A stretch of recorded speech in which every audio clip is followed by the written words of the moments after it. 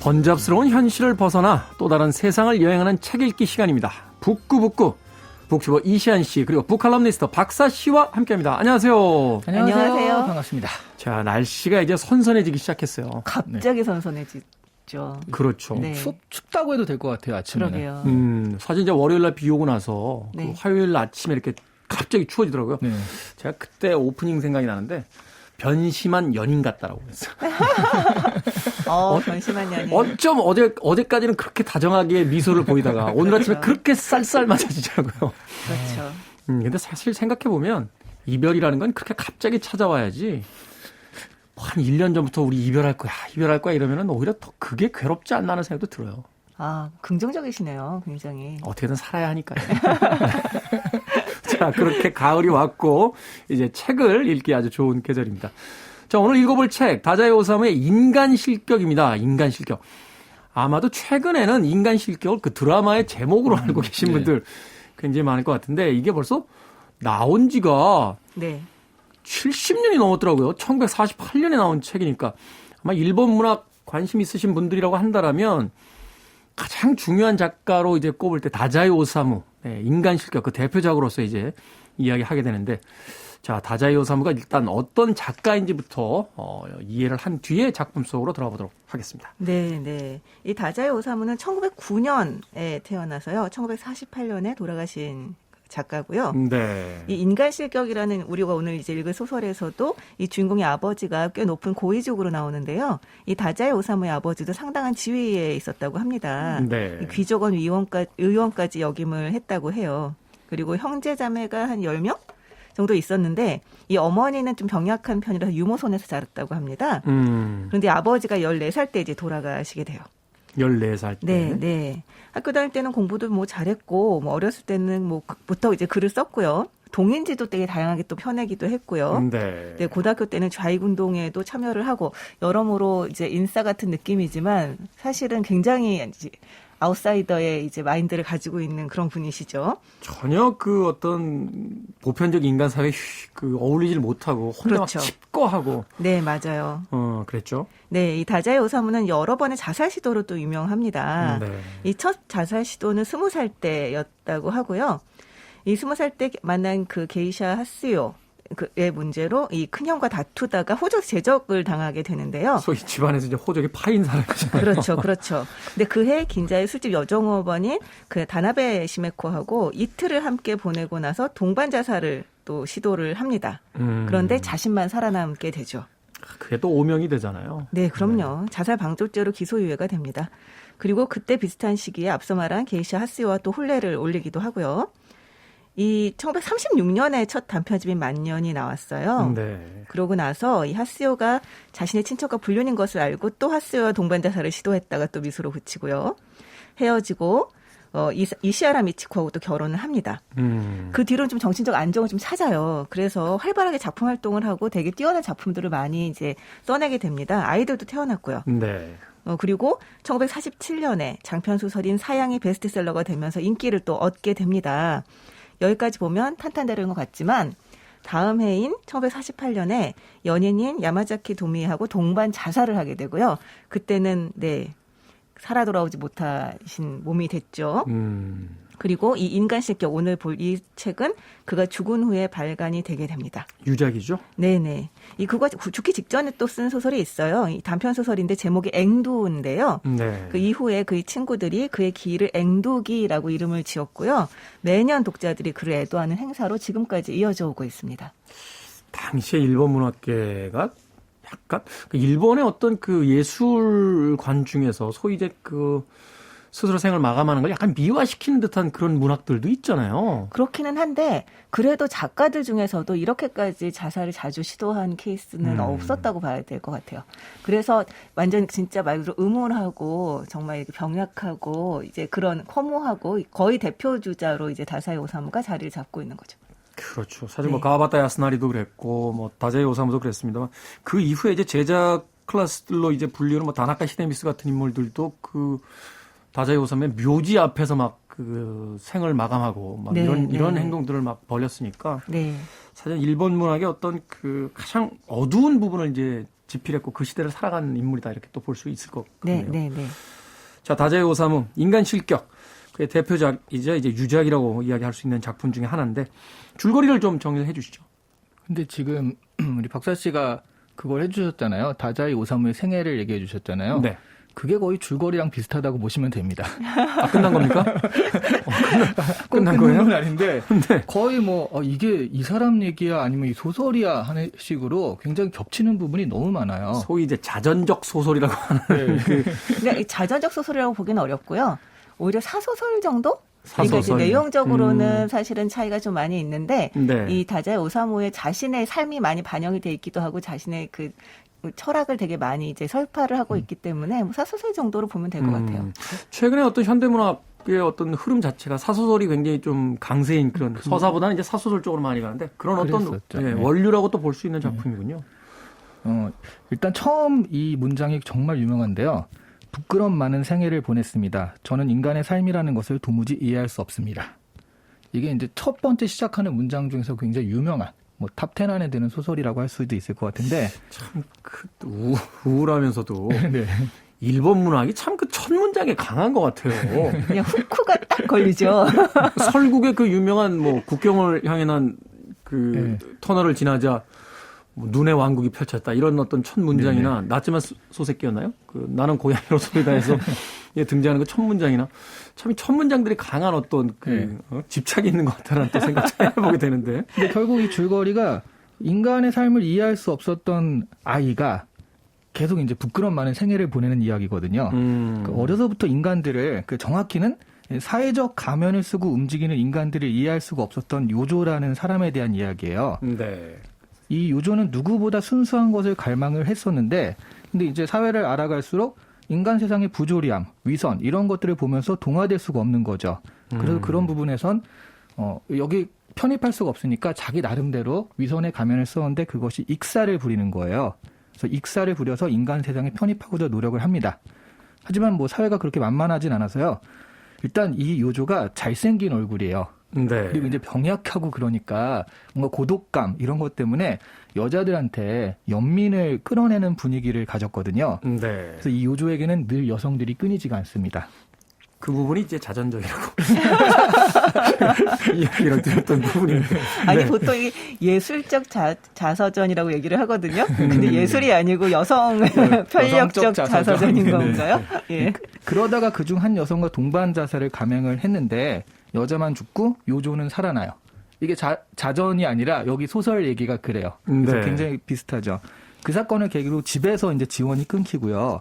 요조는 점점 술꾼이 되어가고 이 여자 저 여자 집에 얹혀 살다가 그러다가 결국 나중에는 약에 중독되고 외딴 시골에서 쓸쓸히 죽음을 기다리는 인간 실격자가 되거든요. 네. 정말 놀라운 건 이 많은 풍파가 쭉 나와가지고 나이가 굉장히 됐나 보다 했더니 마지막에는 고작 나는 27살일 뿐이다 라고 얘기가 나와요.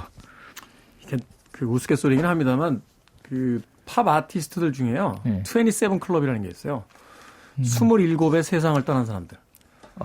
짐 모리슨, 제니스 조플린, 예. 그다음에 커트 코베인, 뭐 에이미 와인하우스, 뭐 이런 인물들을 이야기하는데 다자이 오사무의 이 인간 실격의 이 주인공이 바로 27 클럽이에요. 그러니까요. 네. 27의 세상을 네. 떠난. 그렇죠. 근데 아이러니하게도 다자이 오사무는 27살 때 첫 창작집을 내거든요. 그때부터 사실은 인생이 어떻습니까? 이 책의 전체적인 분위기. 사실 이 책에 대해서 저희가 그 학교나 이런 데서 배울 때는 그런 용어로 배웠던 기억이 나거든요. 소위 이제 도련님 문학, 뭐 룸펜 문학, 뭐 이렇게 해서 네네. 소위 그 부잣집 그 도련님의 어떤 그 칭얼거림 같은 문학이다. 뭐 이런 뭐 그런 이야기를 하기도 했었는데. 네. 근데 사실은 전 이걸 보면서 다른 소설들이 많이 떠오르긴 했거든요. 일단 호밀바테 파수꾼의 홀든 콜필트 홀든 커필트. 라든가 거기는 거의 비슷한 것 같고요. 그리고 위대한 개츠비의 개츠비도 마찬가지로 개츠비. 어떤 나름의 순수함을 추구하는데 그것들이 세상과 맞지 않아서 거기서 파멸하는 인물들이잖아요.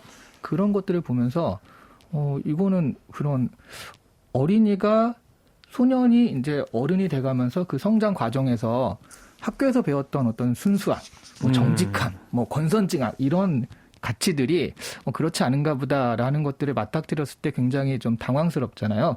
그런 부분들을 좀 극대화시켜서 묘사한 책들이라고 생각을 했거든요. 네. 그 미시마 유키오가 되게 유명한 말이잖아요. 그 다자이 오사무를 되게 싫어했었다고 하는데요. 네. 그런 말을 해요. 이 다자이가 가진 성격적인 결함이라는 것들은 적어도 그것의 절반은 냉수 마찰이나 기계체조 같은 규칙적인 생활만 하면 치유될 수 있는 것이다.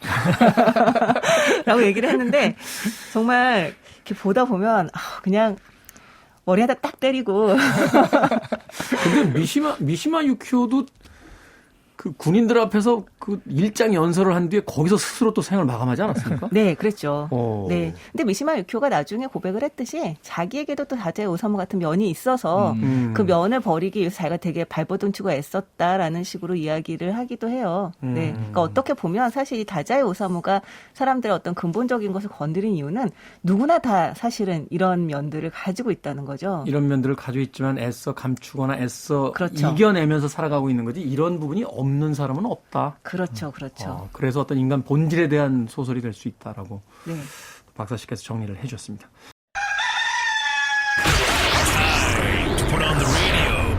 김태훈의 프리웨이. 자, 빌보드 키드의 아침 선택 KBS 2라디오 김태훈의 프리웨이 토요일 코너죠. 북구북구 이시안 박사 씨와 함께 다자이 오사무의 인간 실격 읽어보고 있습니다.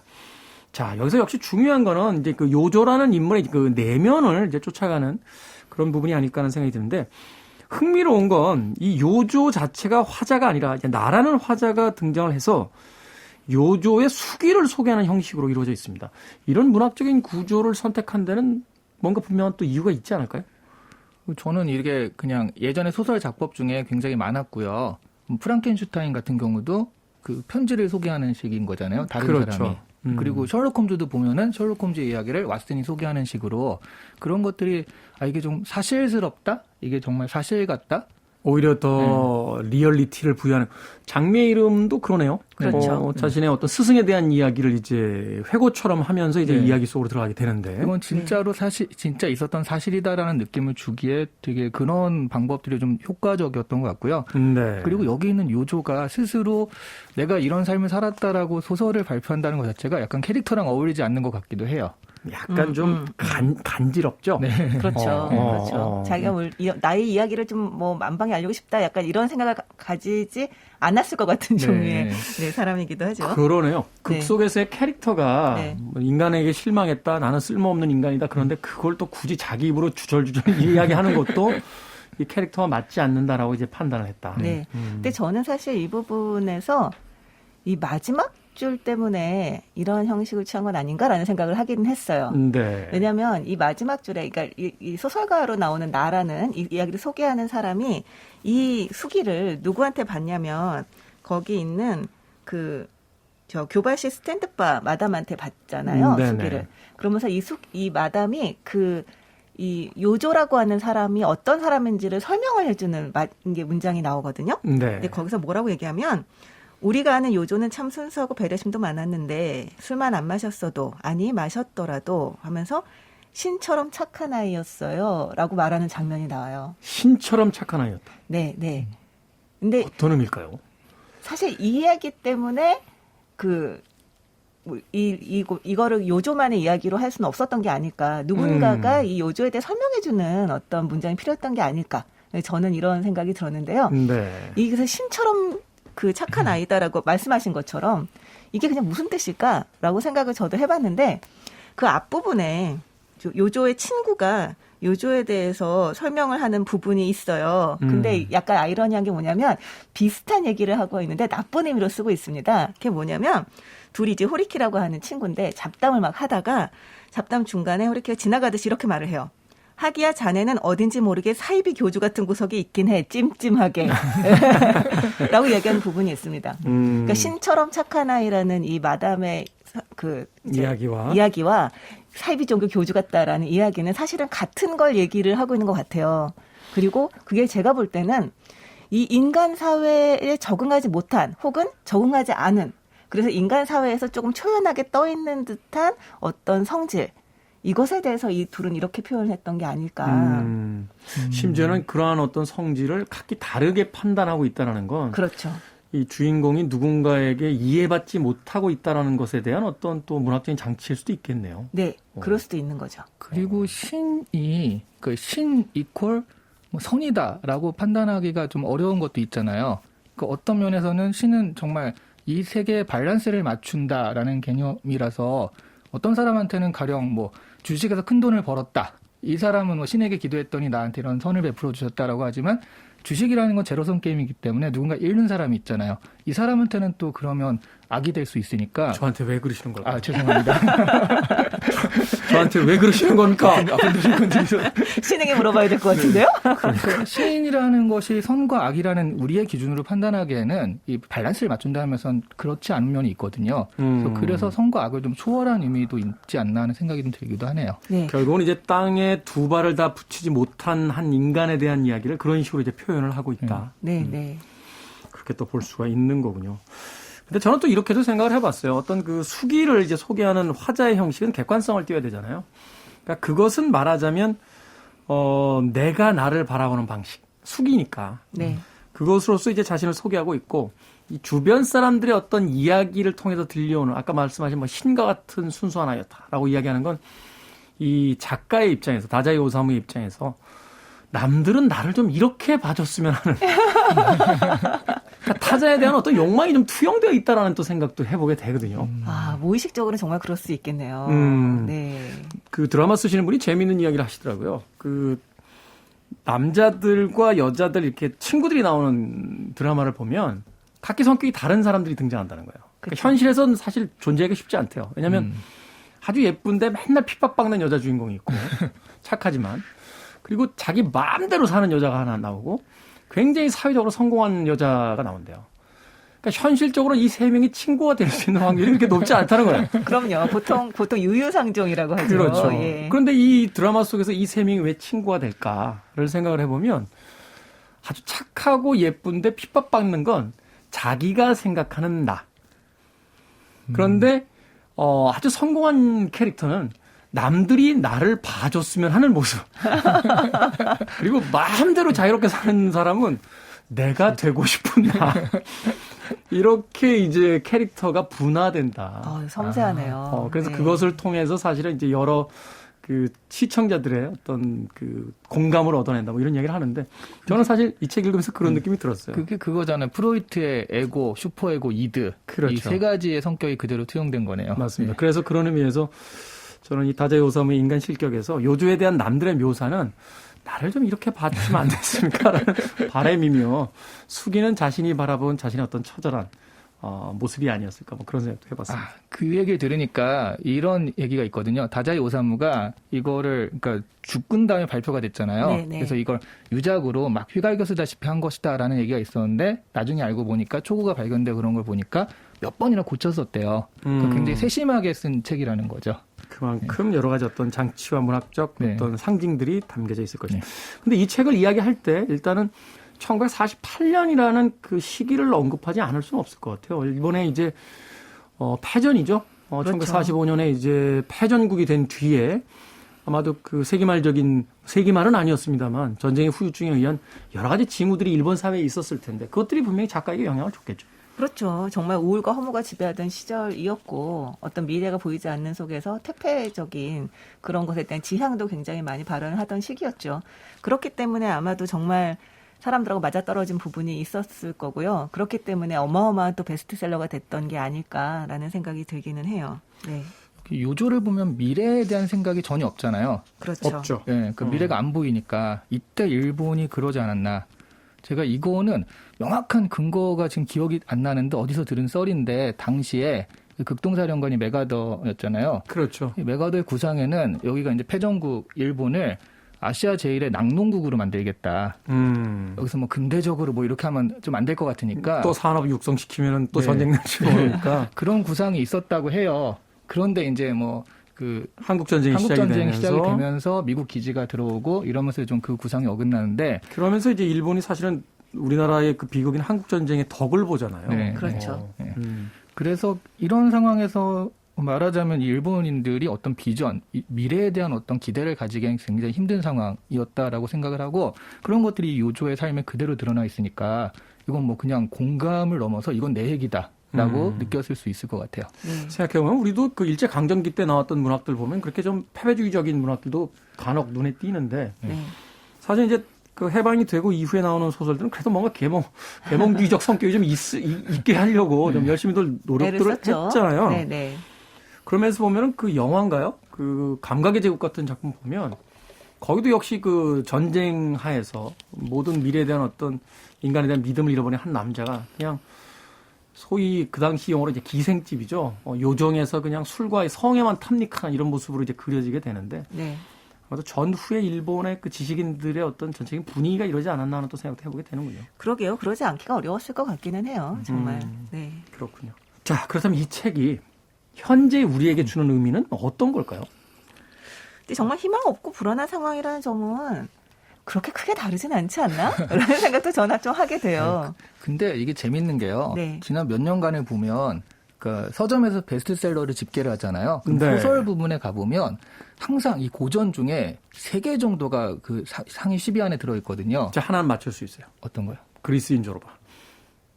그건 한 11위 정도 됩니다. 그래요?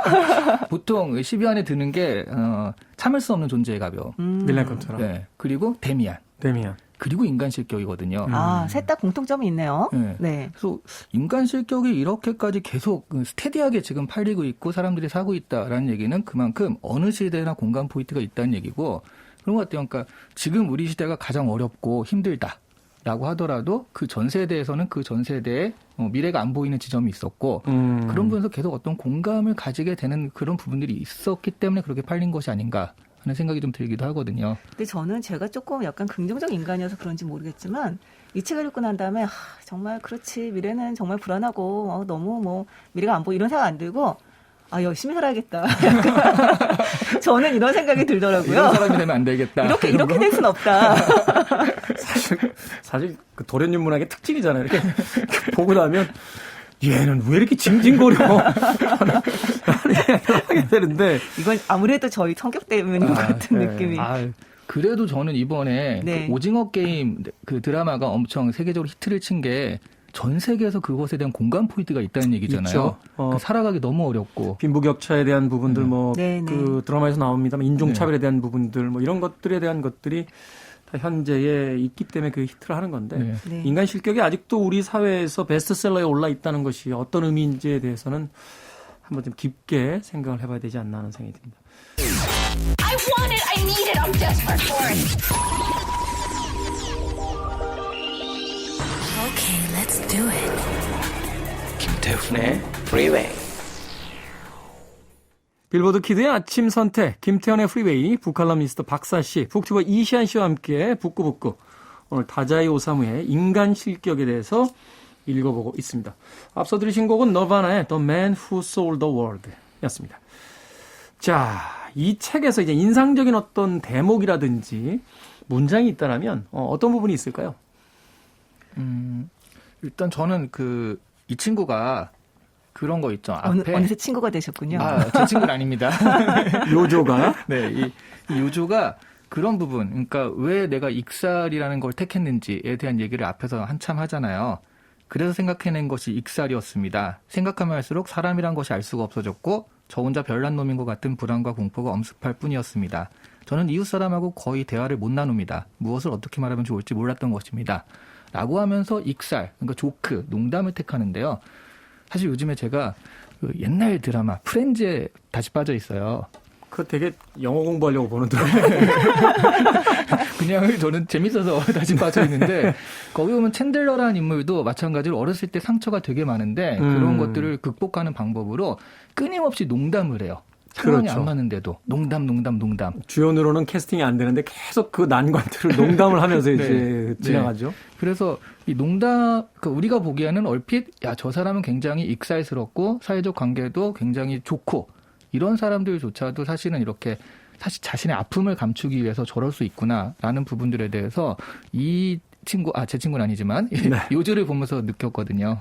사전에 익살이라는 단어가 등장했을 때 제 머릿속에 제일 먼저 떠오르는 게 이제 서커스단의 삐에로 같은 거잖아요. 그렇죠. 사람들 앞에서 익살을 부리는데 그의 웃는 화장 뒤에는 항상 우는 얼굴이 이제 숨겨져 있다라고 하는 그것인데 아마도 그런 사람들 앞에서 자신의 슬픔을 숨긴 채 그들과 어울리기 위해서 지어 보이는 자신의 표정이나 말을 이 작가는 익살이라고 이제 표현을 했던 거군요. 네.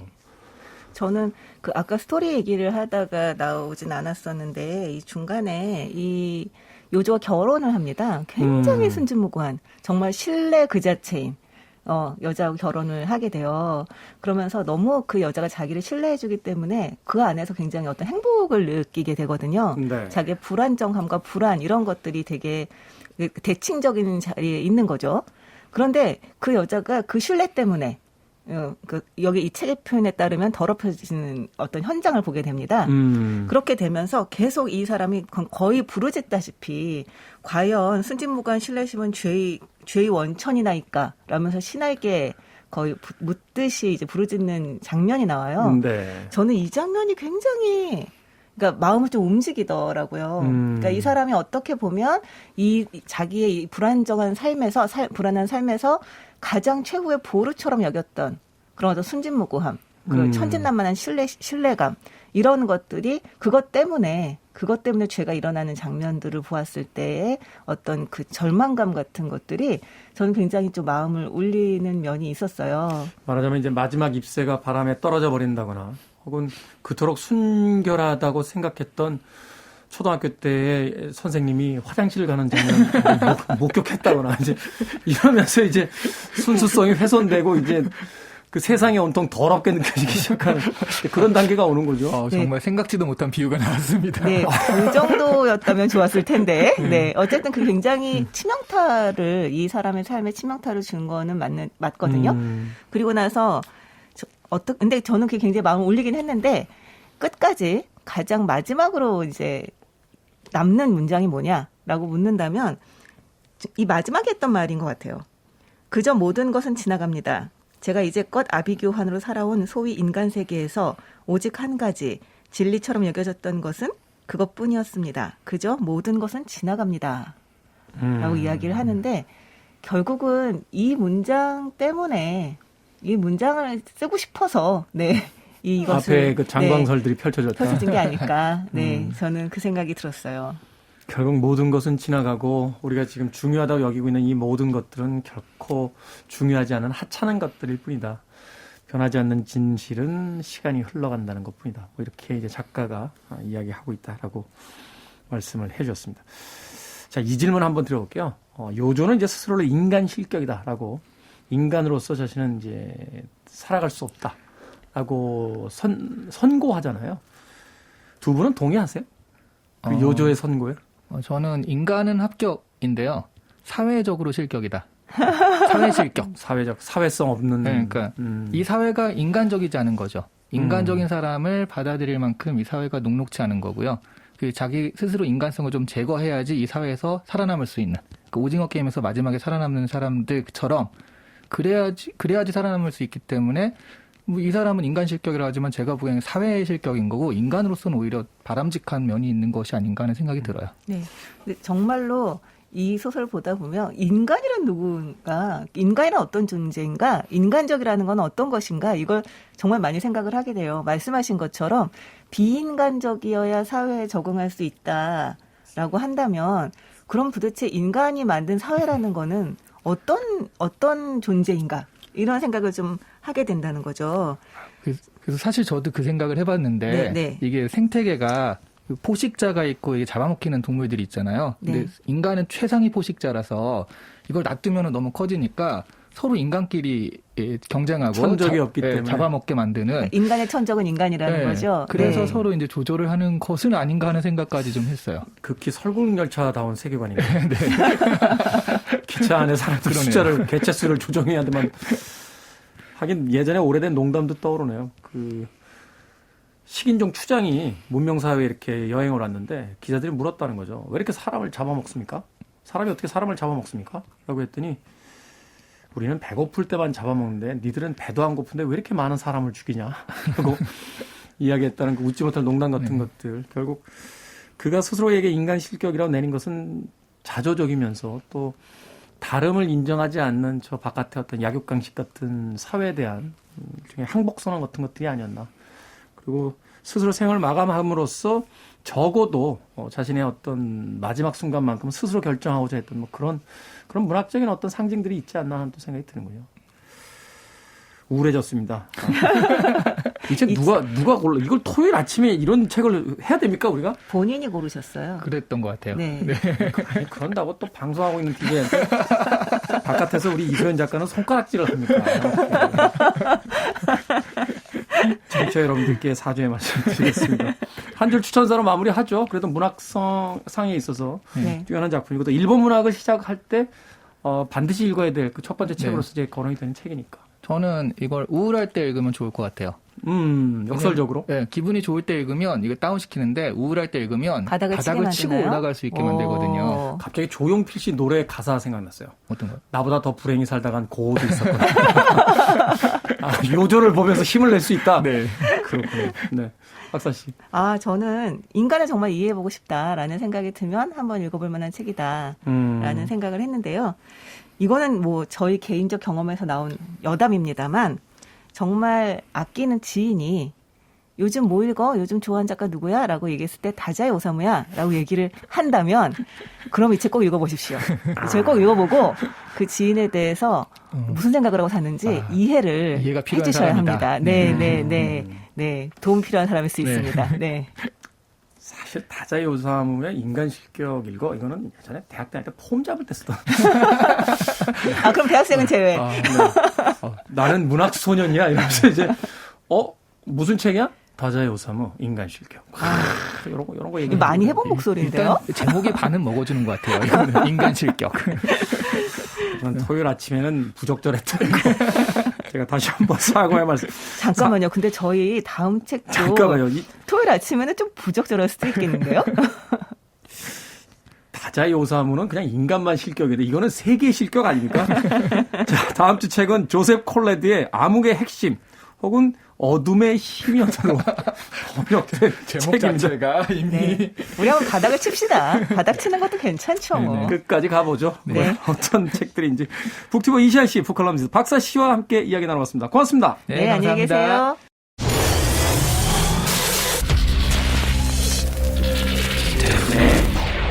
Freeway.